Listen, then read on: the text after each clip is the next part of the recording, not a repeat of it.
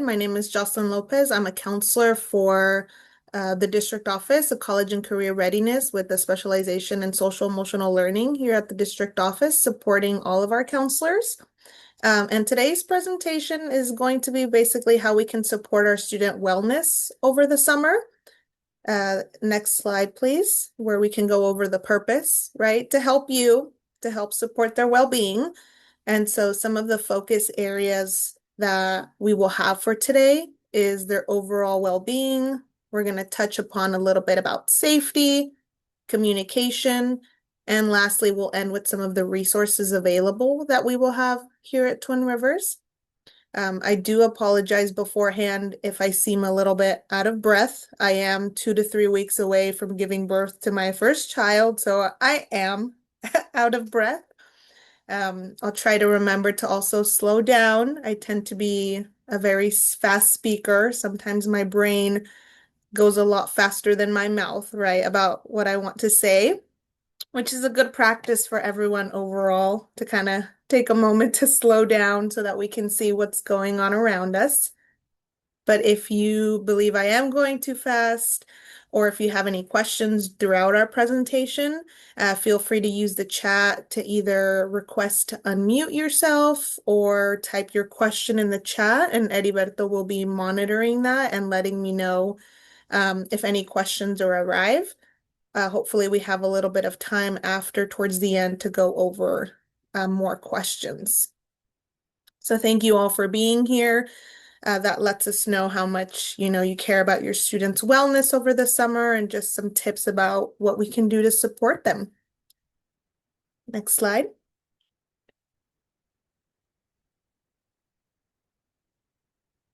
So why are we here, right? We're wanting to talk a little bit about why the summer transition matters between our students. And well, the purpose is because a lot of our students will change in routine once they're in summer, right? So not all students are going to participate in summer school, in community activities, sports programs. Some will and some not, some won't. But either way, there's a change in a student's routine, and we know that changes in routine can sometimes have a really big impact on their mood, their behavior, how they see the day, what they want to get accomplished. And so we wanted to build this presentation to go over a little bit about what we can do if we do notice some changes in our students' mood and behavior because of that change in routine. So during the summer, right, as students transition, they might experience more independence, which brings a lot of increased opportunity for them to make decisions, right? And we're hoping that they're making safe decisions, good decisions. Not every parent or guardian has the ability to be at home with their child during the summer, right? A lot of adults, we still have our responsibilities, our jobs. And so a lot of the time students are at home with a lot of extra time to make more decisions. And over the summer, it is an opportunity for fun, for growth, for relaxation, for making connections. But we do notice that some students will experience a little bit of changes and challenges because of that loss of routine or that transition of excitement for next year. So these moments aren't just challenges, right? They're also for growth, for building connections. And that's why it's important we recognize that, summer is this opportunity and we want to support our students the best we can during the summer. I'll try to continue to make some pauses throughout our presentation so we know when to switch over. For those of us just joining, thank you for joining our session. Right now, we're going over a little bit of the challenges that some students might experience. Not all, right? We know every student is different.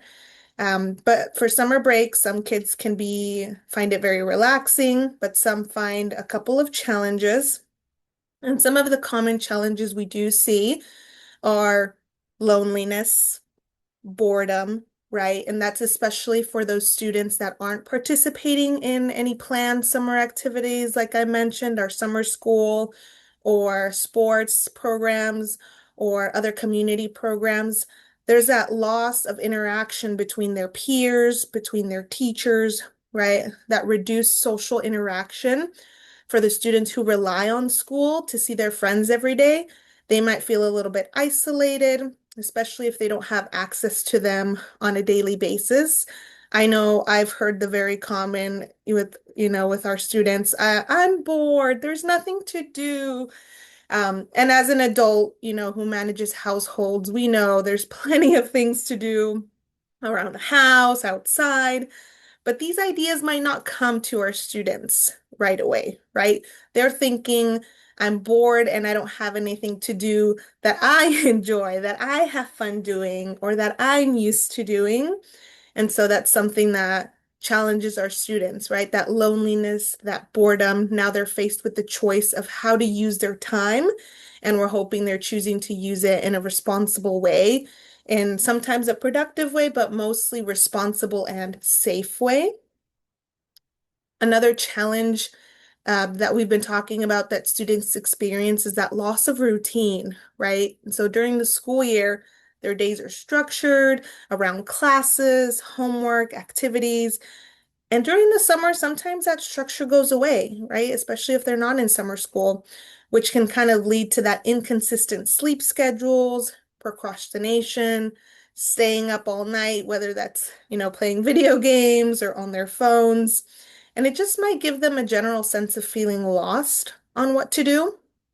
So, like I said, there's a little bit of loss of routine there for certain students, especially if there isn't other planned family activities either, and that affects their sleep patterns. Another big issue that I'm sure many of you worry about is learning loss, right? That's something that teachers worry about. That's something that our administrators and parents all worry about, is that learning loss. Sometimes I believe people call it that summer slide.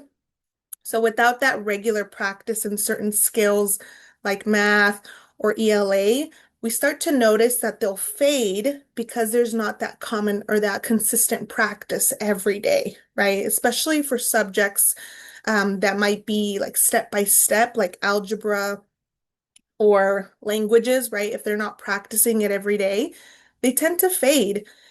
And so over the summer, many of those skills may go away, or they forget what part they learned over the school year. So in the next slides, we'll go over about what to do with some of that learning loss, right? Because they're going to experience it. It's just a fact, right? Because they change in their routine, that structure might be missing. For some of our older students, right, like our high school students, there's sometimes that pressure to be very productive, especially if they're in their junior and senior year. Things are starting to creep up, like internships, applications for financial aid, college applications. A lot of our students might be enrolled in summer school for their credits, right? Trying to get those last credits to graduate, or even building a resume, right? For those who are trying to find a job and get accepted to these community colleges or state colleges, right? That can create a lot of stress and pressure for our students to be productive, especially if our opportunities are limited, right? And we know that stress itself and that pressure is not necessarily bad, right? A lot of students or a lot of people also think that stress is very, very bad, but it's how we manage that stress, right? Because we know that pressure can sometimes motivate us to finish a deadline. Having that pressure lets us know that something is important to us, that it matters, that we really want to get it done. And so stress itself and that pressure is not the problem. It's more so how we manage that stress and how we go about, scheduling our time to complete our tasks without overloading ourselves. So we'll have a couple tips on that. Or sometimes the opposite can happen, right? With the motivation where they have been busy all year and over the summer they don't want to do anything. And that might lead to missing certain deadlines or not checking their emails, for example, if they're taking those college classes over the summer, or they're taking summer college credits and their teachers emailing them. and they're not wanting to log on and check that email, right? They might be missing important information. So the opposite can happen too, instead of that pressure where they lose that motivation because they're on summer break, they want to go out with their friends, they want to go, relax. And so we want it to be balanced for both of these situations. We know both responsibilities and resting is important. So the key here is to find some type of balance. And I do want to take a moment here to ask all of you because, you are the expert in your child. No one knows your child better than you. And I'm wondering if any of you have seen any other challenges that maybe we haven't discussed here. Feel free to just put it in the chat, or if you'd like to unmute yourself.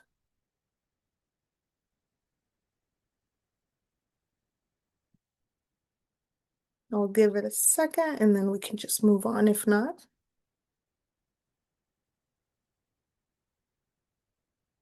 I know in our previous presentation yesterday, some of our families were saying that a common challenge that they've seen is just their middle school students wanting to be on their phones all day or wanting to just be on their gaming systems all day and then finding it very difficult to have that conversation with their child about expectations and setting limitations for being on video games, right? For being on phones. And some of the challenges that parents are seeing or challenges that parents are experiencing, right? Is how do I set these expectations, these limits in a way where my child is not having an outburst now and hating me and yelling across to the world that I'm a horrible parent. And so that was some of the concerns that we had at yesterday's presentation, covering the same thing in Spanish about, challenges that some of our parents are facing. Can go ahead and move on to the next one. There we go. So it really does start, right, with open communication. It really does start with us modeling that every day. How can we help them, right, with that communication? It's not something that just happens to happen by magic, right? Communication, not everyone is just born with the ability to have that effective communication, especially not with some of our teenagers and their mood changes. And so it is something that we have to model every day. An important thing to remember is that it's not about being perfect, right? More so about being mindful because we're all going to make mistakes. We're all going to have those moments where we wish we would have acted differently, where we wish we wouldn't have yelled or wouldn't have reacted so quickly, right? What matters is that we acknowledge that it happens and then try to do better day by day. Because, like I said, it doesn't happen by magic. It takes practice.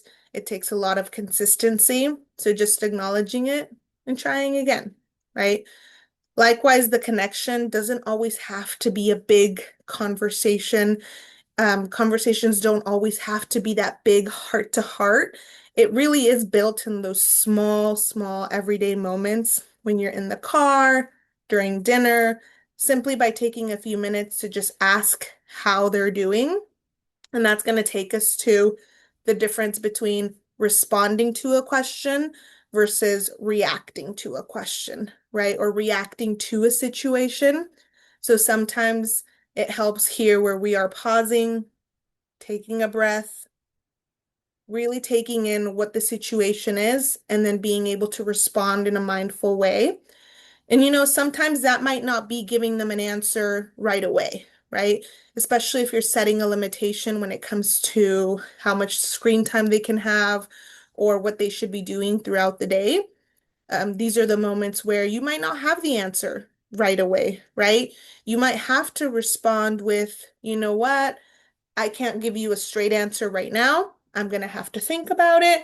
Maybe it's a conversation that, you have to have with maybe your partner, or you have to take more time to think about it yourself. And it's completely okay to just acknowledge whatever's going on in that situation. Let them know you're here, you hear them, but you're going to have a couple minutes or, a couple days to kind of think about their request or think about the situation so that you do have a healthy response instead of a reaction, right? Next slide.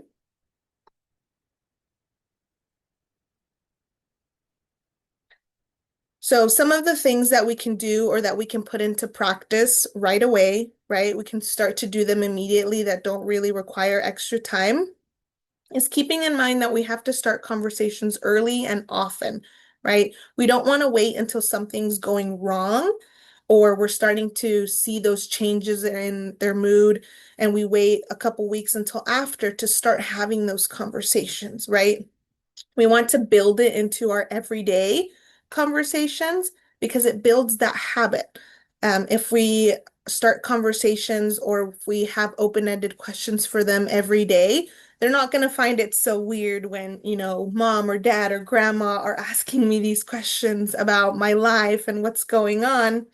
They'll see it as something habitual, something that they always ask, and they'll know that they're open to have those conversations with you. So when talking starts to feel like a normal part of life, they're much more likely to open up to us when something does arise. So that does take me to point number two, which is asking open-ended questions, right?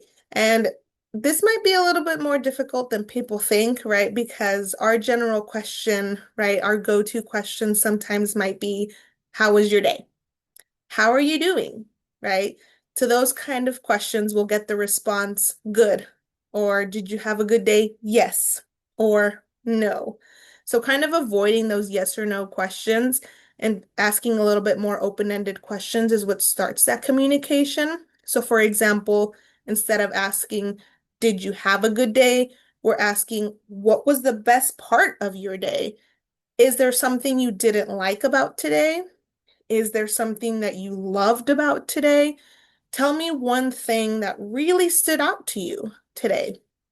And those are those open-ended questions that's going to give the student a lot more space to share and to kind of keep the conversation going and kind of keep it flowing too. So point number three is listening without immediately judging. So trying to fix the situation right away, right? As parents or caretakers, guardians, right? Our first instinct is to solve the problem for them or to give them an answer or to respond, right? Because we want to be able to guide them. That might be our first instinct. And so it does take practice too, to kind of take in what was asked, to kind of take in the situation, validate the feeling that they may have. For example, noticing that they're upset, right? I can see that you're really upset right now, and I'm going to try to think of a solution for us later, or I'm just going to sit here and listen to you, right? Because even as adults, sometimes we don't want someone to give us an answer. We don't want a solution. Sometimes we know we could have done better. We know what we should have done, right? Sometimes in that moment, we just want someone to hear us out about what the situation is and just tell us, oh man, that sounds like it's really difficult. Or man, you're really going through it. Or it sounds that like that friend really hurt your feelings, right? And so sometimes it just has to do with validating, even though we might not necessarily agree with how they handled that situation at the beginning. Us as parents and trying to guide them, we might have to think, is this the moment where we're going to have that conversation with what they should have done, with what I expected, or is this the moment to listen, right? Sometimes it will be, if it has to do with safety, it might be that moment to just have that conversation right now about what was expected, what needed to have been challenged, or what needed to have changed right away. But sometimes it's that moment of just, I'm going to listen to them, validate what they're feeling, and then later on bring it up again when we're all together in a more calmer mood. So instead of jumping in, right, we're listening, letting them finish and acknowledging how they're feeling, even if we might not necessarily agree. And over time, this is what builds that trust, makes them feel safe enough to open up, especially our teenagers, right, that are going through it, that are having all these developmental milestones that they're meeting, right? And they're seeking a lot of greater independence, right? Just as we did, they're seeking that greater independence. So this is where open communication is going to be even more important for them. Go ahead, next slide. Again, if anyone has any questions, feel free to add them to the chat. And Heriberto will let me know if questions arise.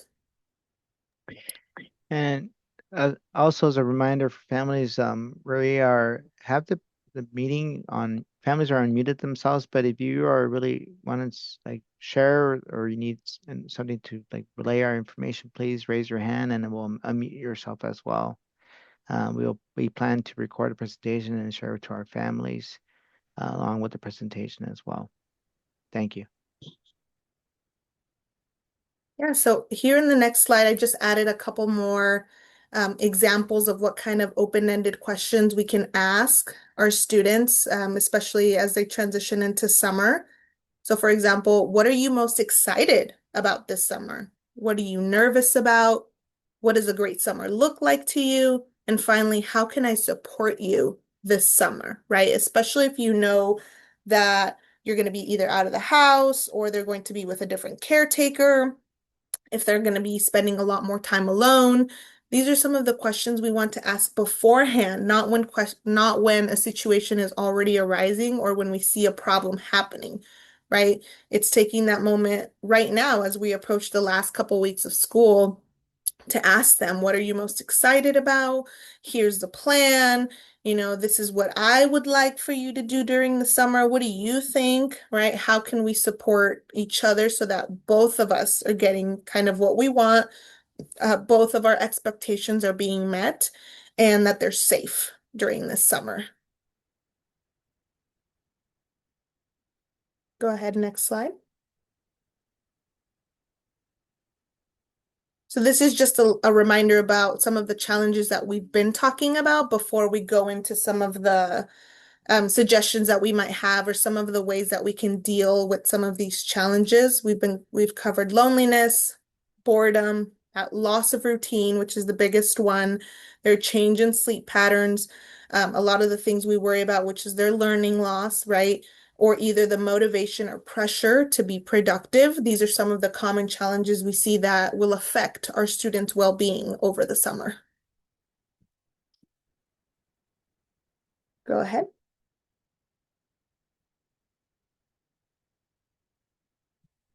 So we've added a couple suggestions here, right? Especially if our students are not participating in summer school programs, if they're not participating in camps where they have access to mentors, to adults, to their peers, right? Some of the things we can do as a parent is organizing maybe activities for them to do either weekly or daily to just provide a little bit of structure and healthy anticipation for them. And by that, we don't mean, this extravagant activity during the week where now you're the teacher and you're, at 8 o'clock we're doing this, at 9 o'clock this. No. We also want to offer some flexibility, right? It just might mean, Tuesday you let them know that they can go to the park. And on Friday, they're going to be able to go to a friend's house. Or, on Monday, we're going to go to your auntie's house and we're going to do this. Or when I come home from work, we're going to watch a movie together. And that just kind of gives them that structure, that planned activity. And again, it's not something that we have to do daily, right? We can incorporate that into something weekly. If they are participating in summer programs, right, this might mean after those summer programs end is their planned relaxation time. Just like during the school day, right, after school, we had the dinner, we're doing homework. With summer programs, we might have that homework piece taken away, and it's just the rest of family time after those summer programs.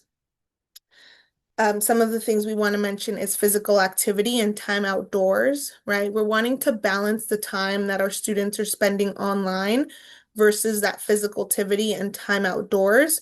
Of course, at the same time, encouraging that safety of being outside, but pairing that with that socialization, right? If they're a little bit older and you're the parent that lets them maybe meet up with their friends at the park for an hour, setting that expectation of when to come back and whom they could talk to outside. That's something we're monitoring, right? And then sleep routine, right? If they're in a summer program, summer school sports, the sleep schedule or that sleep routine might be already set, right? Because those programs start at a specific time. But for our students that are not participating in those programs, we want to establish that consistent sleep routine because we know over the summer, right, we can be a little bit more flexible in letting them stay up a little bit later, waking up a bit later. Personally, I know as when I was in elementary and high school, I would probably sleep in until 11 or 12 as it happens, right? Sometimes that happens as adults over the weekend, right, where we not, might need that time. And this is where we can offer that flexibility, right? But we do want to maintain some kind of a sleep routine. So being flexible might mean giving them a time frame versus a set time about when to go to bed. So over the summer, it might not mean, you're going to bed right at 8 o'clock. It might mean, it's summer, we'll be flexible. Your time frame to go to bed is either between 8 or 9. You decide. I just need you in bed sometime between 8 or 9. So maybe being flexible, right, between 9 and 10. And that all depends on what's planned for the next day. Or, depending on your child, their needs might be a little bit different. So adjusting those times by giving them a time frame versus maybe a specific time. And that's going to encourage for when we go back to school, right? It might make it less difficult for them to get back onto that sleep routine because I know a lot of our students and families struggle with coming back into the routine of going to sleep at a specific time so that they can wake up in time not to be late to school. A lot of our students struggle with that. So establishing those sleep routines during the summer is going to ensure that they enjoy their vacation, right? But that they are also still ready for when we come back and it doesn't hit them as harder. Next slide.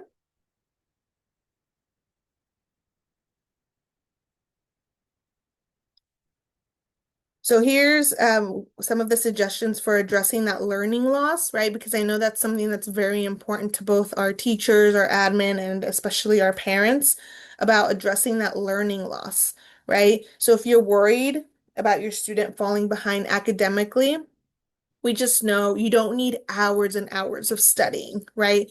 Consistency is what matters a lot more.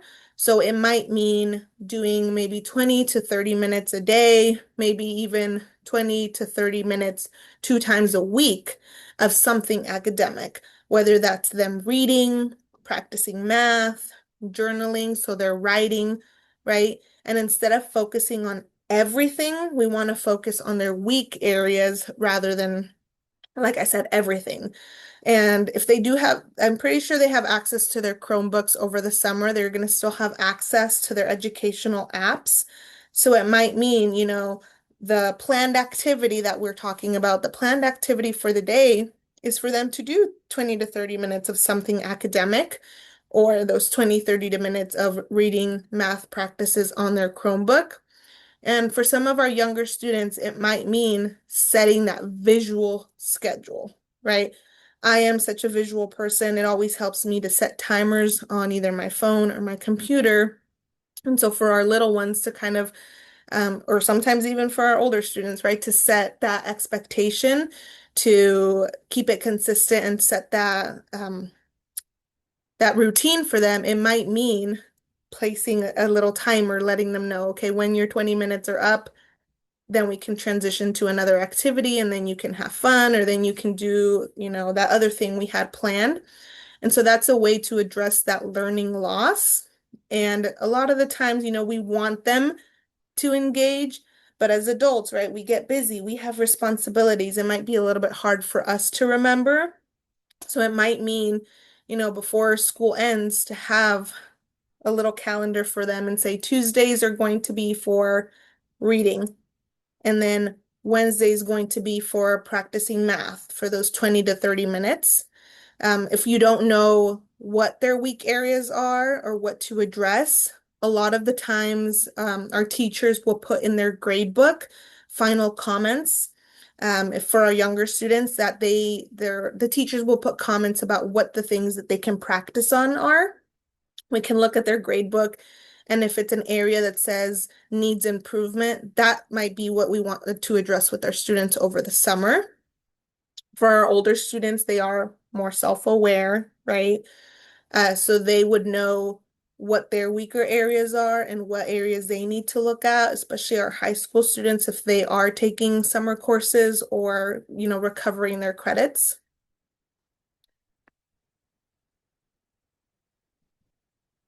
So for our areas of motivation and pressure to be productive, right? This is where we're talking about balancing academics with other activities.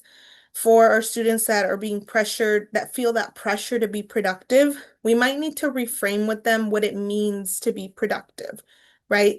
Many students, we think productivity is getting 30 million things done at the same time. So for them to support them, it might be, today you're going to do one college application, or today you're going to look up a couple of jobs. Today you're going to work on just your resume, and having them prioritize that list of things that they need to get done without the pressure of, needing to get it done all in one day. It might be this week, this is what we're going to get done, and we have to be okay with that so that we have that balance. Next week, we're going to address these two things, right? Or like our younger students, we're going to do 1 hour of work a day, and that'll be it. 2 hours of work all day for those classes that they might be taking, or for that resume that they might be working on, giving them that time frame of how long they're going to be working on that so that they don't feel that enormous pressure, right? That's how we handle the stress, because the stress isn't the bad part, it's how we're handling it. And the same thing goes for those students with that lack of motivation, right? Needing to give them that goal either for that day or for that week, providing them with that goal of, just get this one thing done and then we can move on to the next. So again, we might need to reframe what productivity looks like. We might need to encourage those 2 to 3 things that we're doing a week, and then offer them that flexibility so that they're not feeling as overwhelmed. Or for the motivation piece where they don't think they have to do anything, right? Because again, responsibilities are still there, they still have to get done. Next slide, please.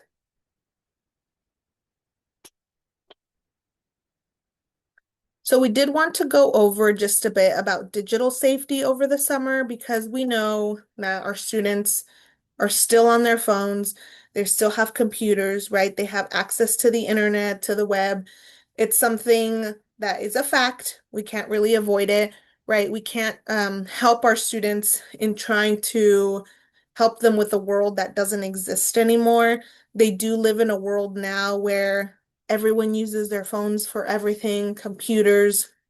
Some of our students are just born with all these abilities now to use the phone, right? And to navigate all of these different applications. It's just part of what we have to do now. And so parents and caregivers are going to play that vital role in online safety for students. So this is where that open communication is so important, right? To have ongoing conversations about their online behavior, the risks associated with being online, knowing which apps our students are using and why they're using them. And here comes the big challenge, right, of setting age-appropriate screen time expectations without having that tantrum or that blowout of not wanting, or them not wanting to give us their phones. So this is where, as parents, right, we're needing to set clear rules, clear expectation, right, and following through with the consequences of them not following through with that screen time. A lot of the times I see parents struggle with, well, they stay up all night on their video games.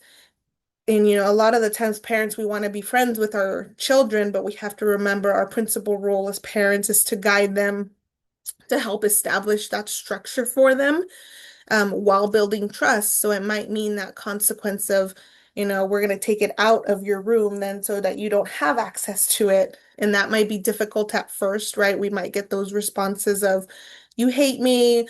Why is this so hard? Why can't I just do this? It's summer, right? And so a tip is just avoiding that because I said so explanation. It's it can be a little bit difficult, but it's having to offer them the explanation and the purpose of why we're maybe removing that privilege, right? Because it is a privilege to have that. Why we're removing that and providing them with that explanation, even though they might not like the answer, right? So some of the suggestions we have for elementary, maybe that's around 5 to 12, about an appropriate screen time is maybe 1 to 2 hours a day, right? Not including what they're participating in those academic, those 20 to 30 minutes for that learning loss. For our older students, right, 2 to 3 hours per day, prioritizing some high quality, engaging content over just mindless scrolling, which I know even adults, right, we can fall victim to that. I know I've done that before where we're just mindlessly scrolling. So again, we're modeling that for our students, right? So that might be something we change for ourselves too. So the focus is mostly on balance, right? Ensuring that being on their phone is not taking away just from not being outside and not being that only social interaction that they're getting. So going back, we do want to monitor the apps that they're using. There are so many apps out there now that are using online games or that they're having conversations with people that are not who they say they are, right? So that's where we're discussing that appropriate online behavior with what we expect them to share and not to share with people online, right? If anything seems suspicious, we're letting them to either stop using anything that makes them feel uncomfortable or suspicious.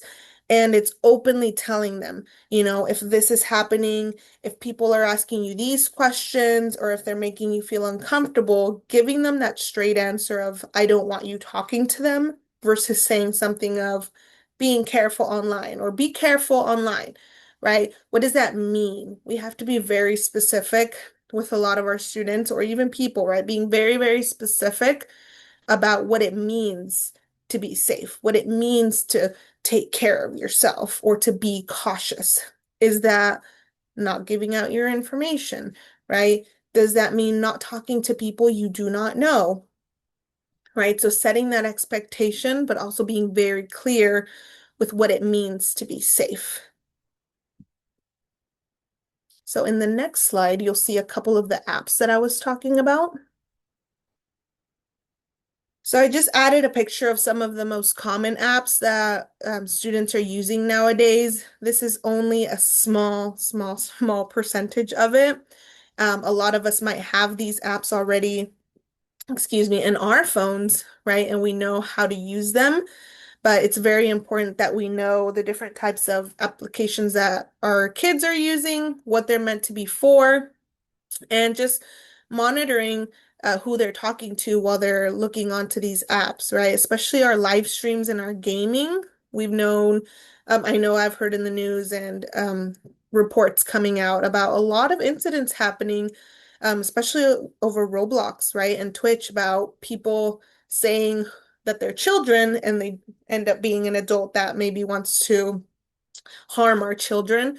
And so it's very, very important that we recognize the different apps that people are using, that our students are using, that they're age appropriate, that they're interacting with only people they know. They're not sharing personal information such as their name, their school, where they live, right? Where they go to church, anything like that, because it might be people looking for information on our students. So that's where our responsibility comes in to make sure that they're being safe using these apps. And you can just Google also apps on Androids or apps on phones that kids are using, and a whole bunch of other pictures of apps are going to come out. Next slide.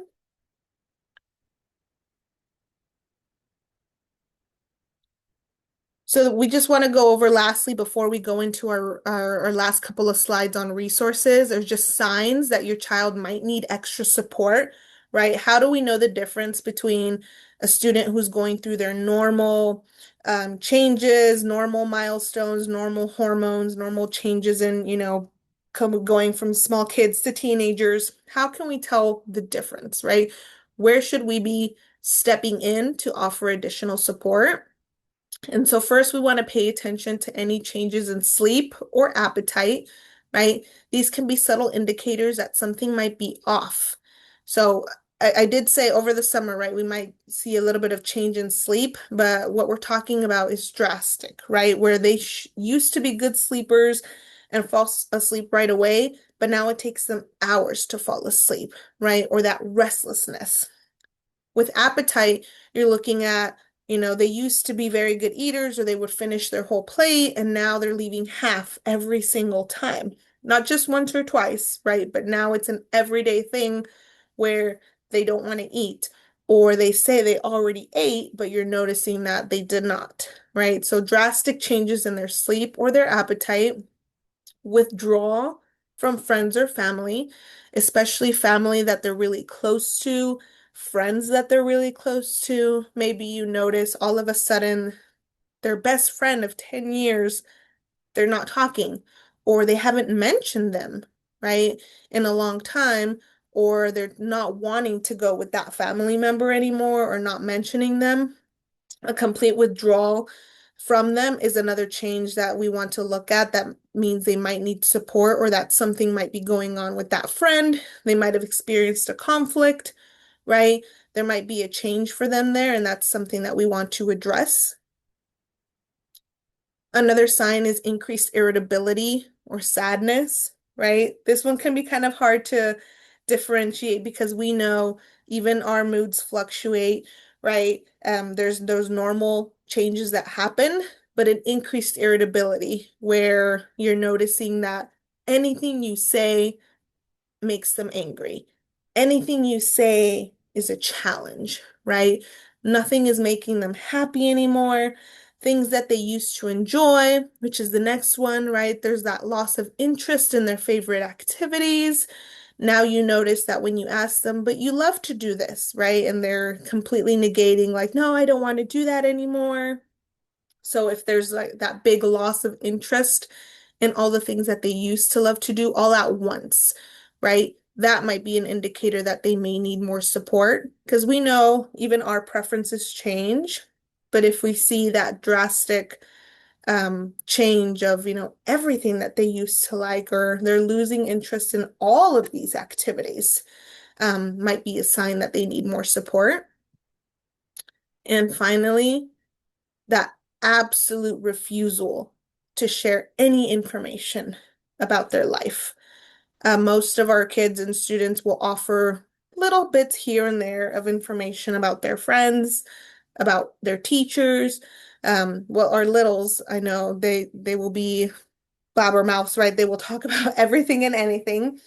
But for some of our older students, that absolute refusal to share any information about their life might be an indicator that they need more support, that something might be going on, that that trust is broken, or that they think whatever they talk about, you might get angry because they might know that it's not okay, right? They know that it is a problem. They know they shouldn't be probably engaged in that, and they don't want to share an absolute because of the reaction that they might get. That might be a sign that the student might need more support. Next slide. So we're almost towards the end here. We want to go over some of the resources that we have available within our district. And so I do want to differentiate between the resources we have of coaching and mentorship versus counseling resources for maybe some of those students that might need that additional support that we were talking about. And so for coaching and mentorship and short-term counseling, we have a program called APA Health. And APA Health is they partner a student with a mentor, and they can have those conversations online about healthy habits, maybe conflicts arising at home or at school, and it'll pair them with a trained coach or mentor to help them through that, and parents have access to all that information. And all of these resources, of course, are free to our families because they're provided through the district, right? So it should come at no cost to it should come at no cost to families. So Appa Health is for coaching and mentoring. At some of our sites, we do have Alevo wellness coaches. Those are new this year, where again, those coaches are in school and they're helping our students navigate through maybe some friendship conflict, helping them solve those conflicts with friends, helping them in the classroom if they're experiencing some trouble with maybe paying attention, or they just need more frequent breaks. Our wellness coaches also form some groups that help them deal with some of the conflicts that they may be experiencing. Coaching mentorship is also a program we have, Improve Your Tomorrow. And Improve Your Tomorrow IYT is available at mostly our middle school and high schools. Not all of them, right? But some of our schools, including, I believe, MLK, Foothill Ranch, Foothill High, and Grant High. And this is a program that helps our boys of color to pair them up with a coach or mentor. And then, of course, we always have our school counselors that are available at every single school. We do have at least one counselor at every elementary school. We have one at every middle school, and we have anywhere between 3 to 5 or 6 even at our high schools that can provide short-term counseling to students. And this is where they cover topics, again, like conflict resolution, maybe grief, anxiety, stress, academic learning, also like study habits. Those are a lot of the topics that our counselors cover with students. Oh, I did see a question pop up. Wellness coaches report to who within the school? Administrators. So administrators are the ones that keep track of the coaches at their sites, but they also do have their own supervisors um, through the Alevo program that communicate with our admin and on either daily or weekly basis.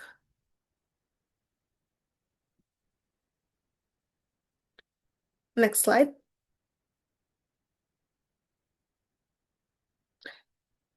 So here is a little bit of a difference, right? Now we're not getting into coaching and mentoring, maybe those lower level concerns. We also partner with some organizations for a higher level of services, long-term services. The biggest difference is the short-term versus long-term, and what's considered now counseling or therapy, right? And so the first one, the coaching, they're not providing any kind of therapy services, but our counselors or our counseling, these resources will be. So we do partner with Daybreak also. And Daybreak is online counseling for students, again, free to all our families. And this is where our students get paired with a therapist, with a clinician online, and they can choose when to meet with the student after school, so it's not impeding in their school time over the summer, right, where they're setting goals for students and they're talking to those clinicians. So that's Daybreak. At some of our school sites, we do have Sacramento County mental health and wellness clinicians. So these are licensed clinicians, right? Licensed marriage and family therapies, licensed social workers that are at the school site providing long-term therapy for our students. And the concerns can range from so many different things, right? Anywhere from addressing trauma to maybe grief to maybe even just bullying and social bullying to those concerns as well. The biggest difference there is that's long-term support. And again, free to families through the Medi-Cal system. The sites that we have SCOE mental health clinicians are Madison Elementary, FC Joyce, Oakdale, Las Palmas, MLK, Rio Tierra Middle School, Woodridge Elementary, Rio Linda Prep, Rio Linda High, and Grant. I know the goal of Sacramento County is to have one at every single school, at every single district, right? That's a work in progress. Twin Rivers is really, really fortunate to have a good working relationship with SCOE so that we can have a lot of their clinicians at our sites. Again, the goal is to have one at every school site along with our counselors because of that difference of short-term versus long-term counseling. But for now, those are the sites where we do have our clinicians. Care Solace is the next resource. Care Solace is basically a referral system that either counselors, teachers, administrators use to refer a student to counseling outside in the community. It's just a way for us to help the parent navigate it because we know sometimes those referrals can get so complicated, or just giving a parent a flyer, a parent guardian a flyer might be very difficult. So Care Solace is where we make referrals and then they call the guardian, the caregivers to help them schedule something with a provider out in our community. And even families can refer themselves using Care Solace, right? I know Heriberto sharing some of the flyers. Parents can do self-referrals for themselves if they don't want to go through the school, if they don't want to bring up the issue with any staff member. It's totally confidential. They can make their own referral. Next slide.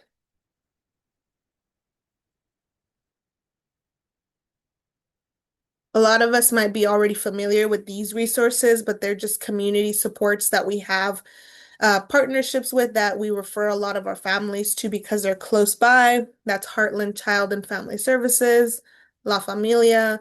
I know I've made referrals to Birth and Beyond Family Resources where it's not just counseling, right? They provide help with where they can find food assistance, right? Crisis management, housing, a lot of resources.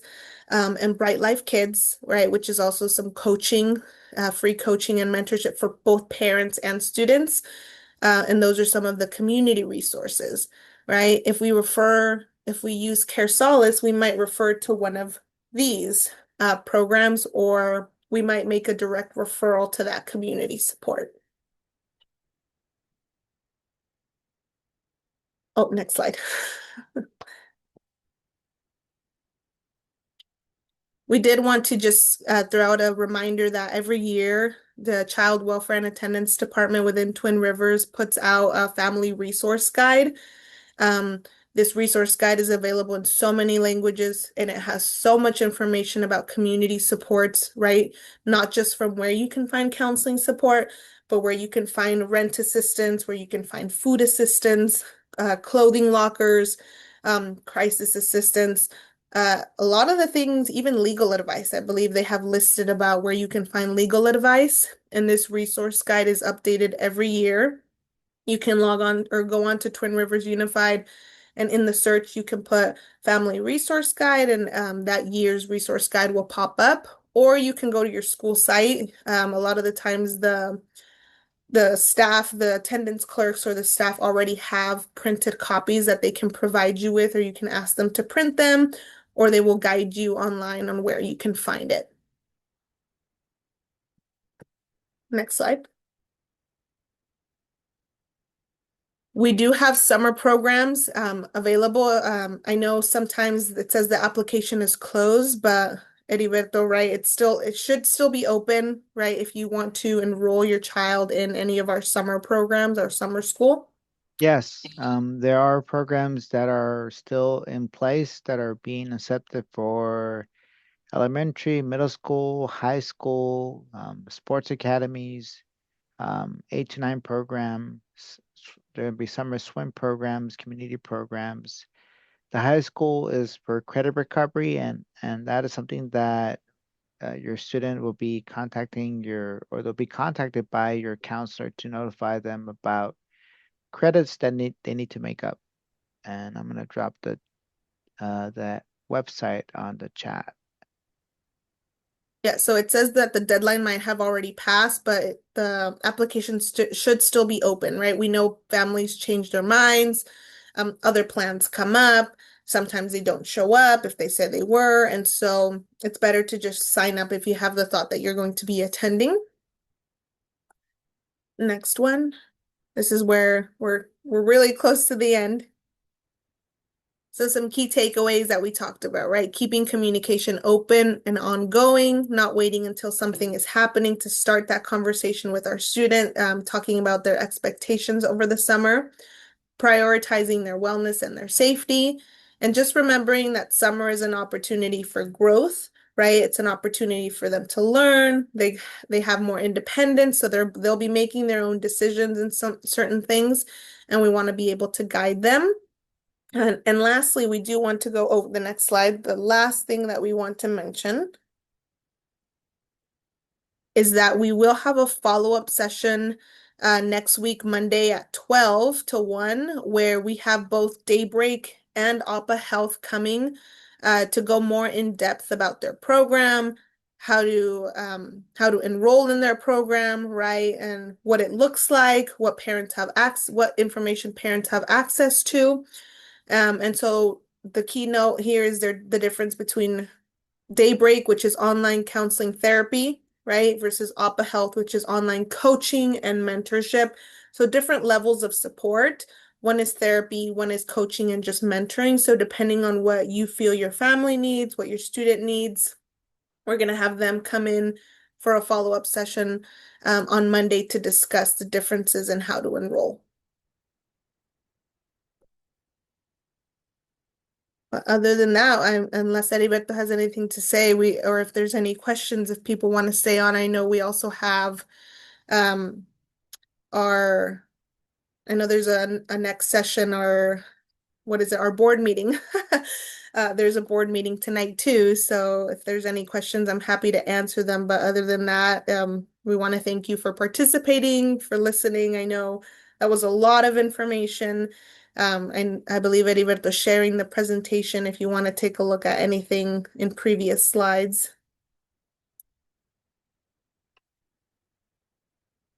No, thank you